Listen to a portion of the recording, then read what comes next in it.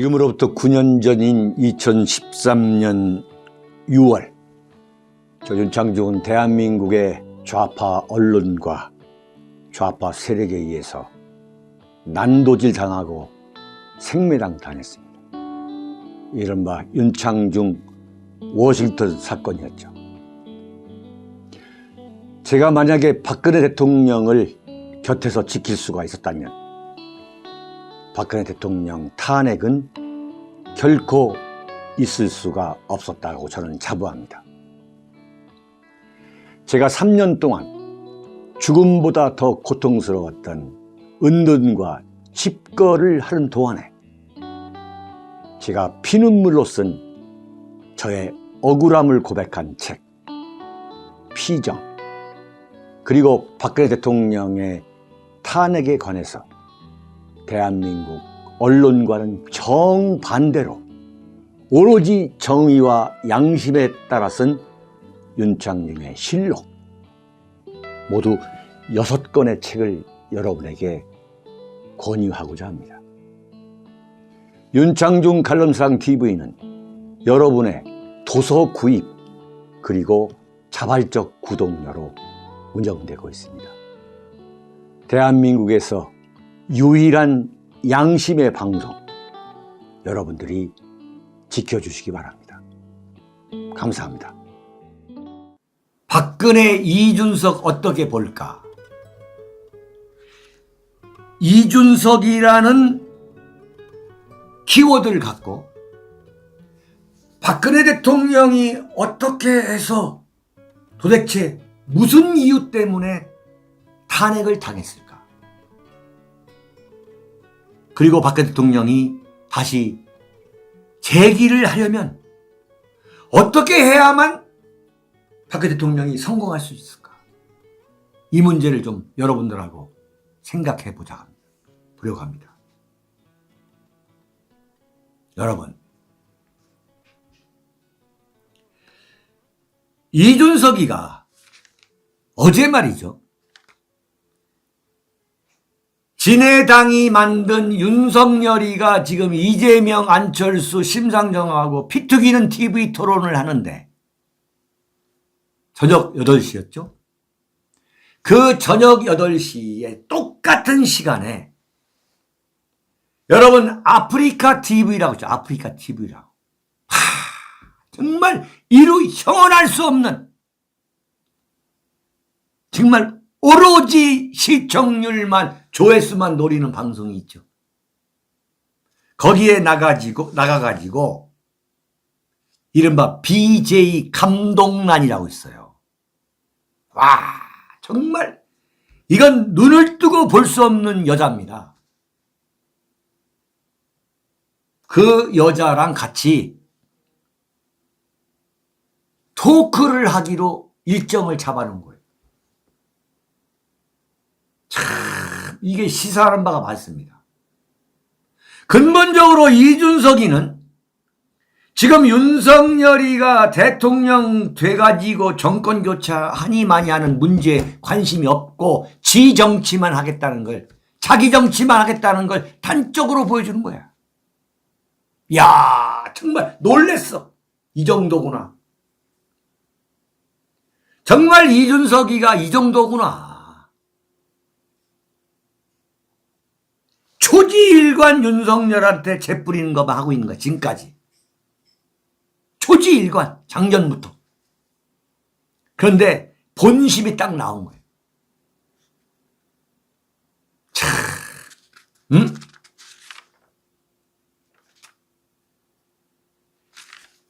그러더니 뭐라고 했냐면 TV 토론과 겹칠지 몰랐다고 그랬어. 말이 안 되는 거지.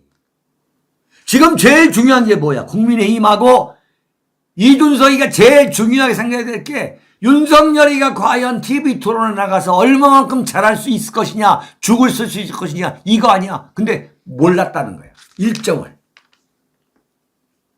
그리고 VJ 감동란이라고 정말 야기가 이루 말할 수 없는 여자예요. 그냥 다 벗고 나오다시피 해. 다 벗고 나오다시피 하는 여자랑 같이 토크를 하겠다는 거야. 그런데 자기는 그럴 줄 몰랐다는 거야. 프로게이머하고 함께 방송을 한다고 해서 나갔다는 거야. 아니 제1야당의 당대표라는 인간이 프로게이머하고 토크한다고 나간다는 거야.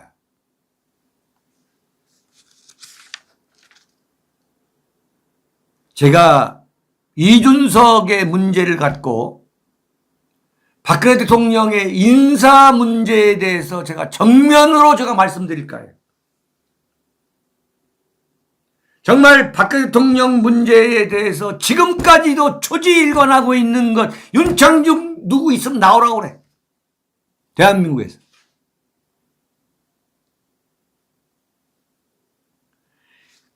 박근혜 대통령의 이 불행이 왜 왔는가를 우리가 따져봐야 돼. 그 뿌리는 뭐냐? 인사 실패. 지금 이준석이가 누가 임명한 거냐 이거야. 박근혜 대통령이. 이건 겸허하고 냉정하게 인정해야 돼.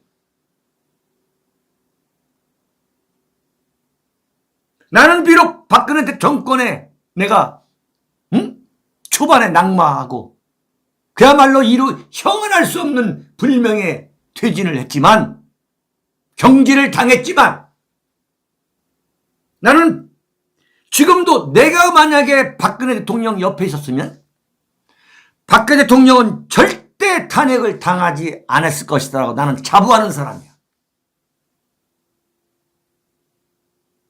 그리고 지금 내가 이렇게 애쓰고 노력하는 이유도 박근혜 대통령이 다시 정치적 재기를 하는 데 있어서 내가 정말 조그마한 미랄이라도 되겠다고 하는 그 내 나름대로의 순정이고 절개가 있기 때문에 내가 지금 이렇게 피를 토하는 방송을 하는 거예요.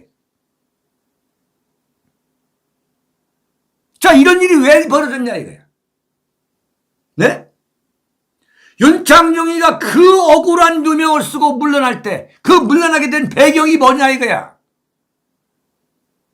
저 좌익들이 올가미를 쓰여가지고 집어넣는데 그 올가미에 들어간 윤창중을 밟아가지고 죽여버린 게 누구냐? 바로 박근혜 대통령 주변 인물이더라 이게. 굴러온 돌이 갑자기 부상하니까 침밖에가 완전히 똘똘 뭉쳐가지고 윤창중이가 어거지로 꼬투리를 잡히고 누명을 쓰니까 밟아 죽인 게 누구냐? 그게 바로 침밖에단 말이야. 대표적인 인물 중 하나가 바로 이준석이었다. 이준석이. 이걸 누가 임명한 거냐 말이야. 박근혜 대통령은 감옥 생활을 하면서 나는 굉장히 달라졌다고 나는 확신해요. 달라졌을 것이다. 그러나 정말 인사 정책이 바뀌어야 한다 이거야. 박근혜 대통령이 이 책에서 피를 토하는 심정으로 이렇게 얘기합니다. 정치를 처음 시작할 때부터 함께했던 이들이 모든 짐을 제게 지우는 것을 보면서 삶의 무상함도 느꼈다. 공감합니다. 정말 통곡할 일이죠. 자, 보세요. 박근혜 대통령의 불행이 어디서 시작됐느냐. 대구 달성에서 출마해서 국회의원 당선돼서 올라왔을 때 1998년도. 그때부터 정치 세력을 만드는데 완전히 실패했기 때문이에요. 기본을 잘못 만드는 거야. 그때 박근혜 대통령이 중용한 사람이 누구냐? 김무성, 유승민, 전역이에요. 그때 바로 그 인간들이 어떻게 했어? 박근혜 대통령 탄핵을 다 한 거 아니야? 김무성, 유승민, 전역이가.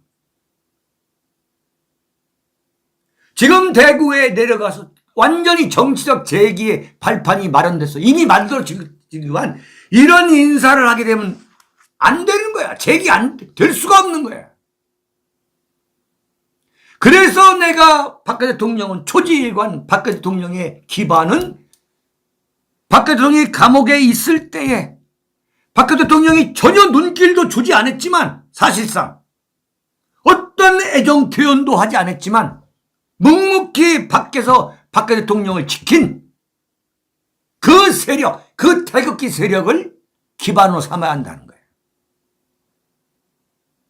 그런 면에서 내가 처음 말씀드리지만 조원진도 인정을 해야 돼. 조원진도.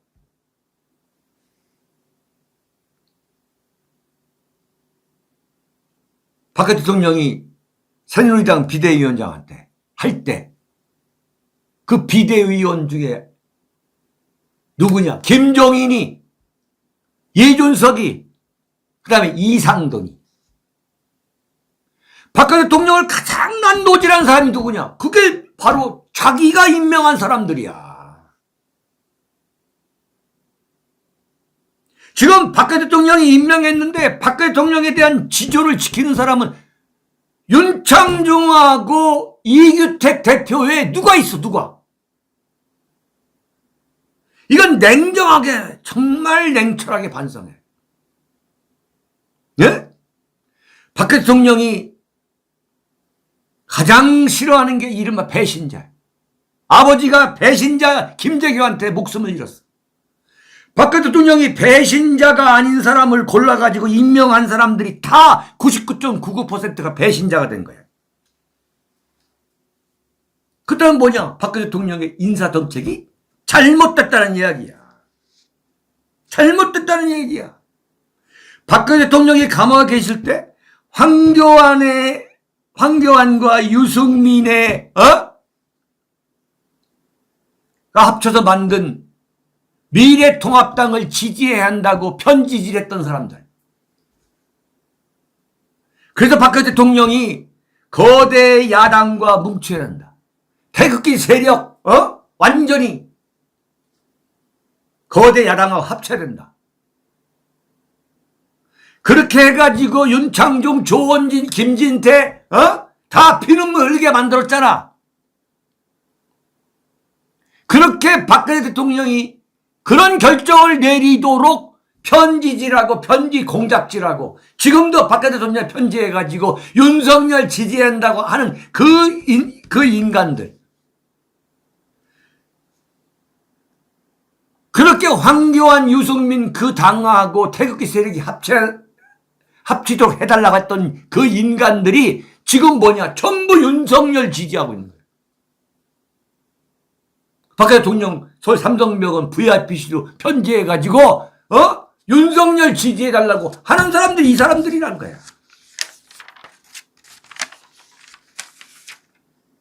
이런 게 왜 왔느냐? 이런 게. 박근혜 대통령은 배신자를 피하기 위해서 이인자를 인정하지 않았기 때문에 이거 바꿔야 됩니다. 이인자를 인정하지 않으니까 박근혜 대통령이 어려울 때 목숨을 걸고 나서는 수호견이 없는 거야. 오로지 자신의 정치적 그 이익만을 위해서 박근혜 대통령한테 출세하려고 하는 그런 모범생들, 샌님들, 도련님들, 기회주의자들, 해바라기들 이런 자들만 중요했기 때문에 이런 일을 당한 거라 이거야.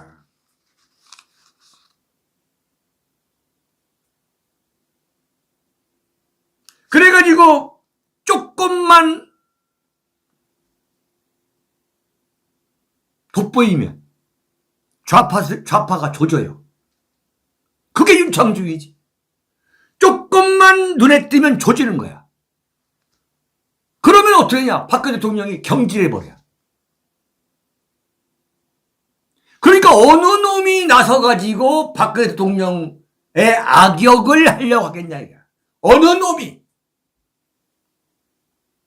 친박 이 인간들도 정말 천인공노할 배신자지만 여기에 대해서 박근혜 대통령이 아주 냉정하게 반성하고 사람을 보는 안목, 인재를 등용하는, 볼 줄 아는, 옥석을 가릴 줄 아는 그러한 자세로 바뀌어야 한다 이거지. 그러니까 박근혜 대통령이 앞에 나서는 사람을 원하지 않아. 배신자를 막기 위해서. 2인자를 만들어 오면 2인자가 아버지를 시해하는 걸 봤기 때문에. 그러다 보니까 누구도 나서려고 하지 않는 거야. 누구도 나서려고 하지 않아. 그냥 내시 환관으로 그냥 머무는 거야. 이건 내가 다 경험해봤잖아요. 윤창중이가 들어가니까 그 내시, 윤창중이가 청와대 들어가니까 그 소년 박근혜 그 안에 들어가 보니까 이 내시 환관들이 윤창중 씹는 게 일인 거야, 일. 응? 그래가지고 윤창중은 완전 맞아 죽었잖아. 맞아 죽었는데 거기서 살아남은 놈들이 박근혜 대통령이 탄핵 당할 때 어느 놈 하나 나서지 않았잖아. 내가 내 얘기하는 거 아니야. 그런데 윤창중은 어떻게 했어? 윤창중은 밖에 나가 있을 때에 박근혜 대통령을 지키지 못하면 대한민국을 지킬 수 없다고 나섰던 거 아니야.